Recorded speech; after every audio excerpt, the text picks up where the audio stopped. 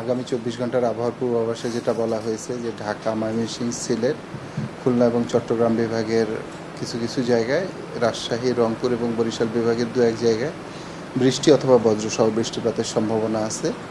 আর তাপমাত্রার ব্যাপারে যেটা বলা হয়েছে যে দিনের তাপমাত্রা 1 থেকে 2 ডিগ্রি সেলসিয়াস কমতে পারে এবং রাতের তাপমাত্রা প্রায় অপরিবর্তিত থাকতে পারে। আর যে বিদ্যমান যে তাপপ্রবাহ, এটা বৃষ্টিপাতের বৃদ্ধির সাথে সাথেই বিভিন্ন এলাকা থেকে প্রশমিত হবে। আমরা ধারণা করতেছি যে আজ বৃষ্টিপাতের ফলে দেশের অধিকাংশ জায়গা থেকে বৃষ্টিপাতের প্রবণতাটা, তাপপ্রবাহটা আপনার প্রশমিত হবে। আর বিক্ষিপ্তভাবে কিছু এলাকায়, যেসব এলাকায় বৃষ্টিপাত একটু কম হবে, সেসব এলাকায় বিক্ষিপ্তভাবে তাপপ্রবাহ থাকতে পারে।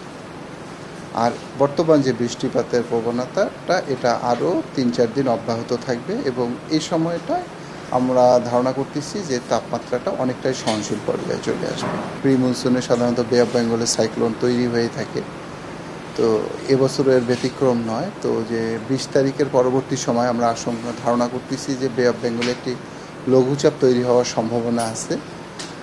আসলে যে লঘুচাপ যে সাইক্লোনে রূপান্তরিত হবে কি হবে না, এটা অনেকগুলো প্যারামিটারের উপর ডিপেন্ড করে।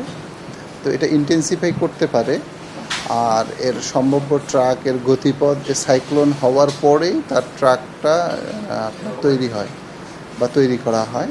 তো এত পূর্বে আমার মনে হয় যে বলার মতো সময় এখনও আসেনি। তবে আমরা অবজার্ভ করতেছি, আমরা ধারণা করতেছি যে আগামী আরও 4-5 দিন এই যে প্রবণতাটা, এটা অব্যাহত থাকবে, বৃষ্টিপাতের প্রবণতাটা। এরপরেও হিটওয়েভ আসতে পারে, তবে সেটা খুব স্বল্প মেয়াদি, মানে দীর্ঘমেয়াদী নয়।